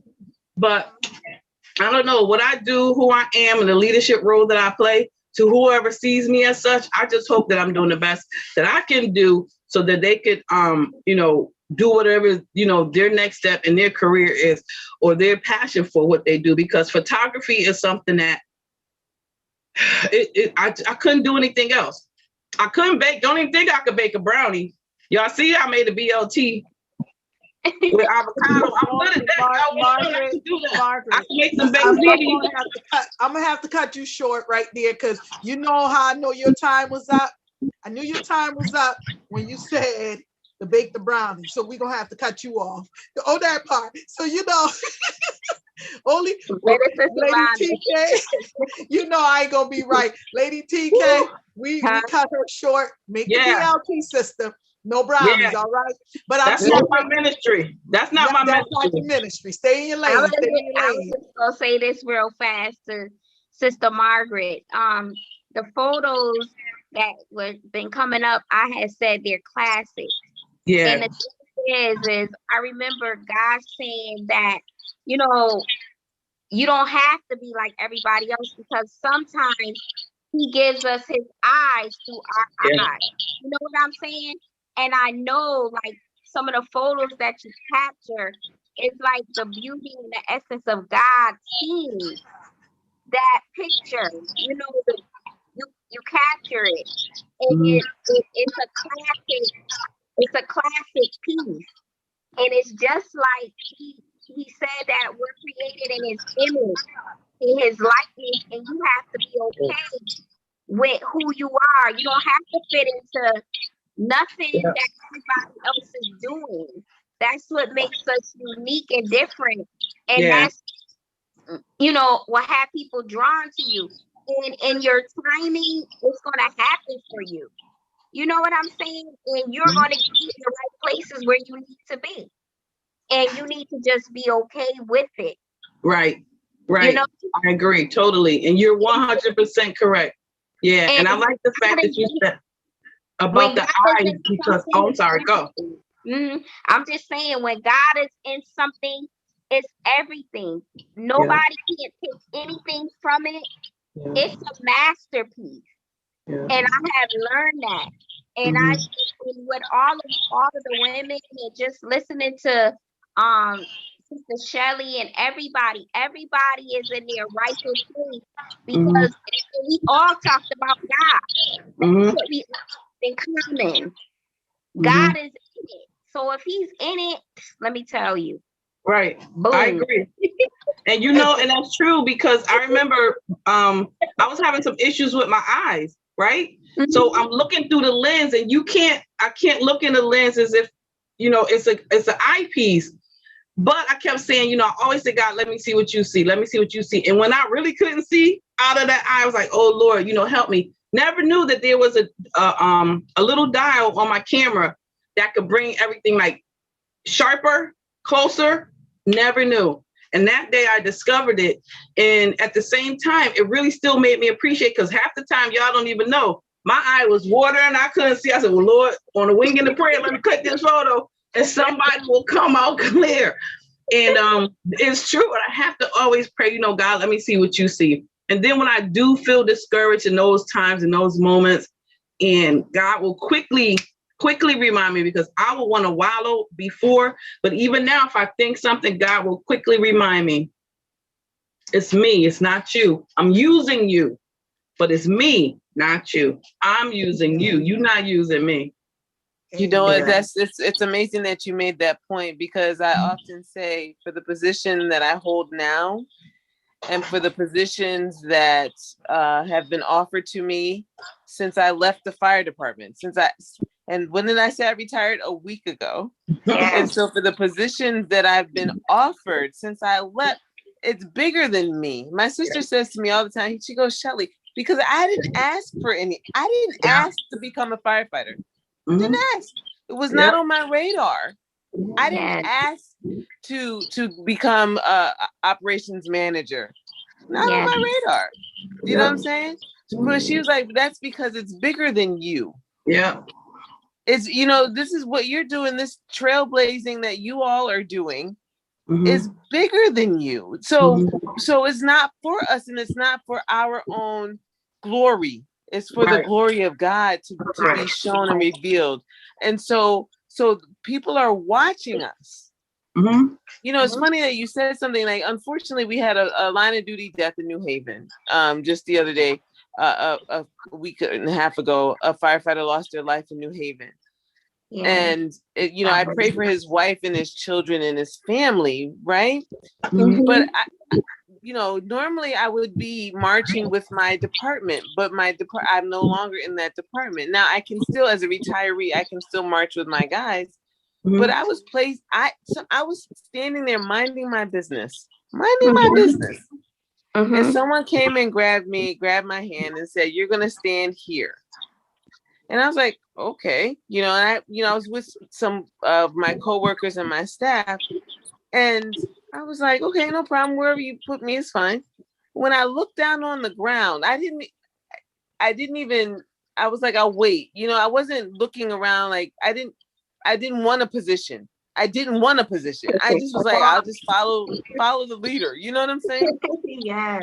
When I looked down on the ground, it had big letters. It said VIP. And I was like, I didn't ask to be there. You know what I'm saying? So I say to you all, and you hit it right on the head, Sister Margaret. You was like, I want to see how God sees it. When we don't see ourselves, how God sees us. Yeah. He looks at us as VIPs. Yep. Exactly. We take whatever goes on in the world around us, and the struggles and the trials and the pain, and we pull ourselves out of the VIP box. Yeah. Yeah. But God is still saying, no. You're still a VIP. I just got to get you back there. You know what? Yeah, that's amazing, because as and thank God for witnesses. Like when we were our ministry was like a couple of years old, and our bishop prophesied. And these two ladies have been with me at times where God has worked it out for me to be in the front row, shooting photos, for me to be in a place, bless me through knowing somebody knowing somebody, and put me in places where I never thought I would be. But when I got there, I wasn't afraid to be there.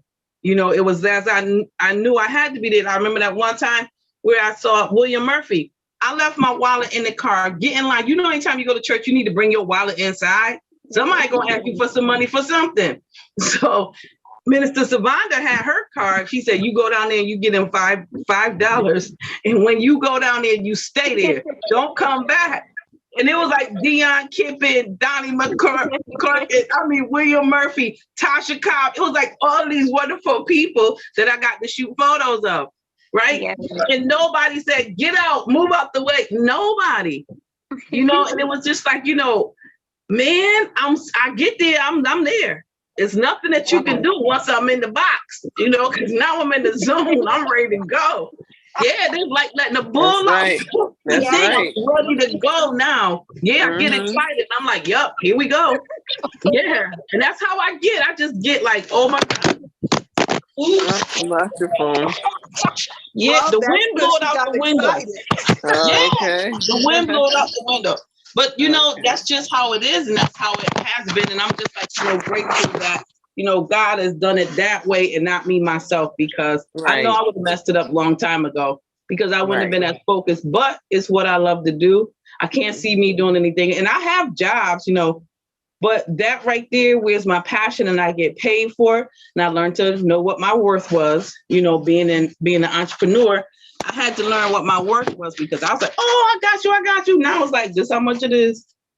And, you want me, you don't, it's fine. But now, once I learn 9 times out of 10, they say, oh, okay, fine. So, yeah. And a picture is worth 1,000 words. So if it's worth 1,000 words, it's worth what I deserve to have for it, right? Margaret, listen, I've been looking for a photographer, so I'm glad I've met you, because my son and I are graduating So I graduated last year. My son is graduating Saturday. So I wanted to get pictures of the two of us in our cap and gowns. Perfect. So we got to connect after this call. Please. Definitely. That's awesome. Make sure you inbox her. So again, there's always a reason to be on things, you know, and I am really ever so grateful. Shelly, every time you put the screen up, I'm loving it. I keep reading it. I keep looking at it. I have absolutely no desire to fit in. None. All my life, right? Never, ever did I. Get their last few words in. All of my life. I can't tell you. I stick out like a sore thumb, right? And so I don't fit in anywhere. People watch Lady TK and I. Lady TK is one of the coolest people to hang out with, right? So I'm a little rowdy. I'm a little on the rough side. I talk to everybody. Trust me. They say you will be talking to mass murderers, Savanda, and don't know them. And so I'm comfortable in my skin, even being with her. And so it's like, you gotta just know who you are when you're with people and you're doing things. And I'm just excited to be with ladies like you guys. And I know Lady TK and I are the youngest or whatever, but our age doesn't matter. I just say, like, just be. Just be. You don't have to compare yourself with anybody else. In this leadership role, I picked this subject because I knew that there were women out there that needed to hear a word. There's so many people out there doing the same thing that we do. They empower each other, but we all walk within our own rights. And I'm grateful for the connections. God brought this broadcast together for a reason. And y'all know, whatever he puts in my hand to do, I will do it. I don't care if it's one person that comes on. Lady TK, she's ride and die with me. But you always need that person. You can be with someone that, I don't say that just because this person is in a leadership role or y'all in different roles that you can't get along with them. You can, if that person desires to get along with you and be with you. And so all of us connected on tonight have brought us about a certain feeling for me on tonight. I am going to share this video. I encourage you guys, when you see it, share it, because you don't know who is going to be touched by the words that have been spoken. And so again, it's never about us. It's all about God. And I'm going to let Margaret do her closing remarks, and then Lady TK, Shelly, you guys finalize it, and then we're going to go. And again, thank you guys for tuning in and coming on a Women in Leadership Role. It has been a blessing, and it has been great chatting with you all.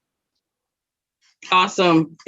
I'm really glad I jumped on, because every time I come to, when Savanda has these events, I always come away with something, and it's a blessing. So I just want to say thank God for you all, because everybody is an individual. And like Savanda said, I never fit in. I could walk in a room and it's a crowd of people, and at some moment at that time, I'm going to find myself by myself.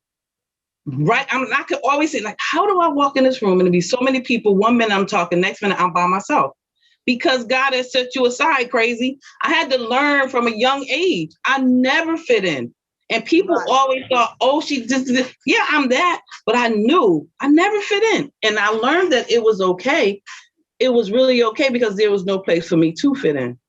Except even at church. I used to tell pastors all the time, I have no friends in church. I never have friends in church. But it's okay, because God, when I go there, I'm looking for the Lord. But I love people. But I just want to say that, it's amazing that once we get to a certain age in our life, it's the things that we don't care about. And I just remember being 12 years old and had to rectify myself and say, I don't care. I don't care. It hurts, but I don't care. And then get to the point in my life where I know who I am, and, just grateful to be who I am, and to have the people that know me, love me for who I am, and I don't have to prove anything. Just be kind and loving and caring, and treat people the way they deserve to be treated, in spite of some of their ways that aren't pleasing, but to be kind to people, just be kind to people and use the heart that God has given us to love. Amen. Before I go to Lady TK or Shelly, I do want to acknowledge Erica on the phone. Erica, if you want to unmute and just say hello quickly. I know you don't like talk, but just say hello. Hello, hello. Awesome. Erica is one of the singles in my singles group, When Destiny Meets Purpose.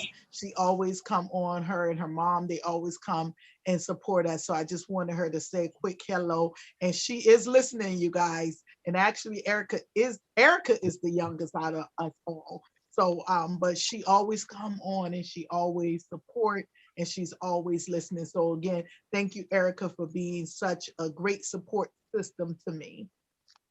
You're welcome. Did you have anything else you want to say, Erica, or are you all set? I'm all set. Okay, awesome. She's a woman of few words, y'all. She just like to listen and take it in. Lady TK or Shelly, which one of you guys gonna go first? You want me to go? Okay. Yeah, she's pointing at you.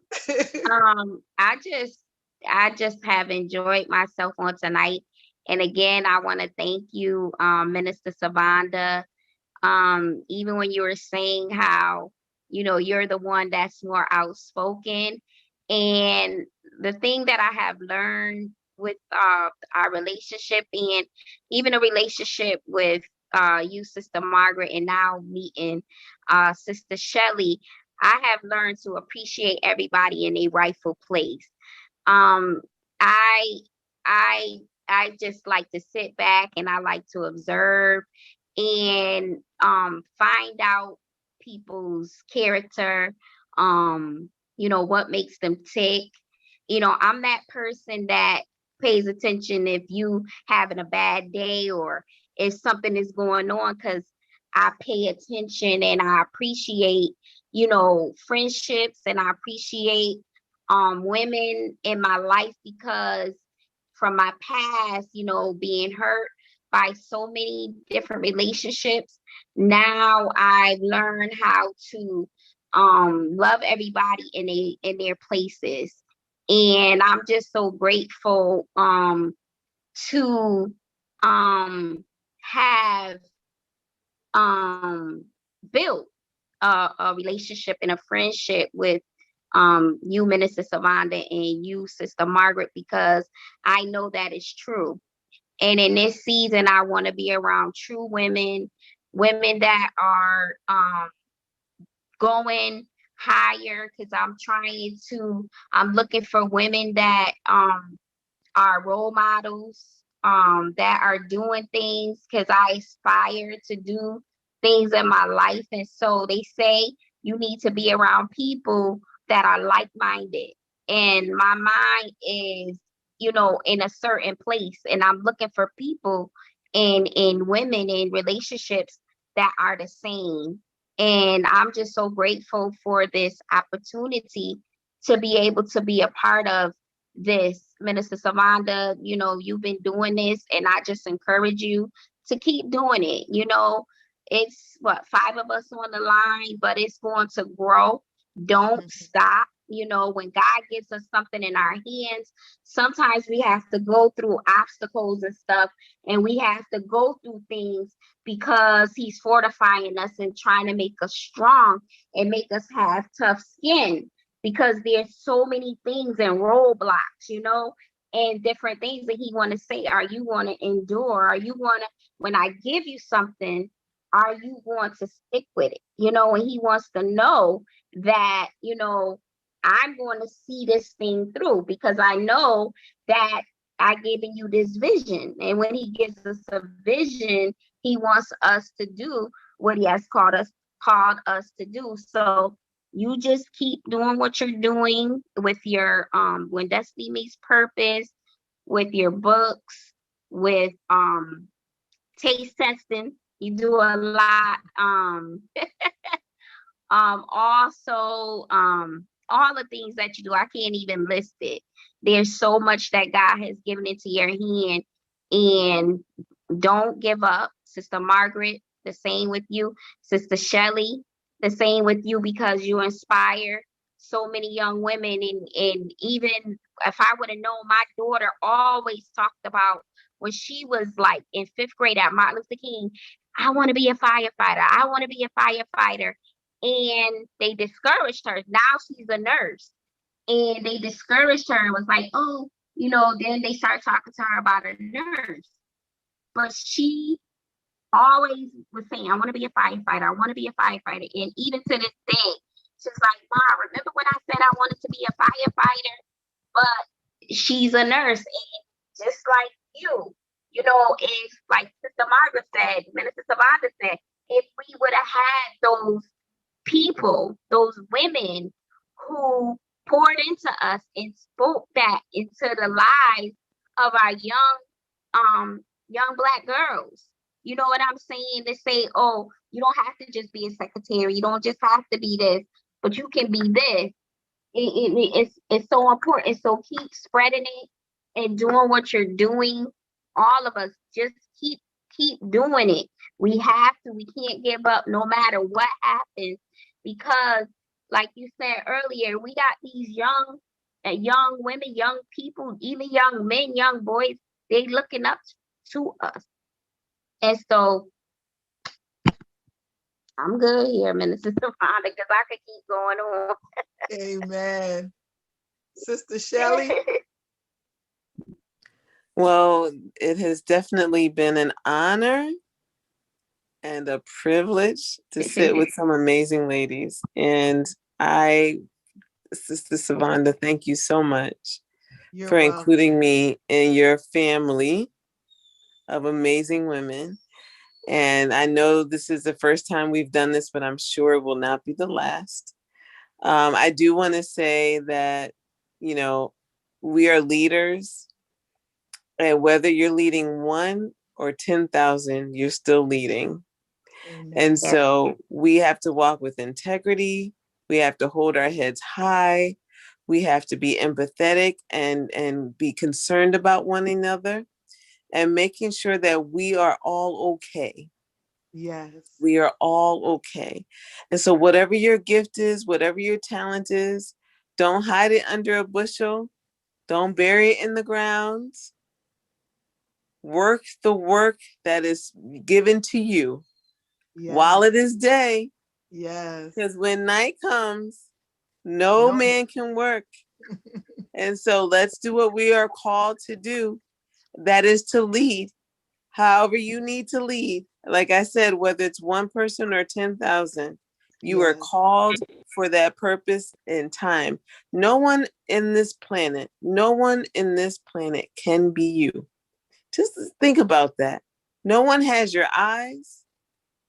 No one has your hair. Yeah. No one has your looks. I don't care if you're an identical twin. You are not the same as the other person. God called you to this place and time for a purpose and a reason. Let's walk in it. No one on this planet can be you. It's an amazing thing. He created you for this time. Mm-hmm. So we need to go ahead, put our fears aside. What I usually tell my girls is, I make these decisions to do these particular jobs or take a particular class where I know I'm going to be the only woman sitting in the room, and usually the only person of color sitting in the room. But I close my eyes, I hold my nose, and I jump in.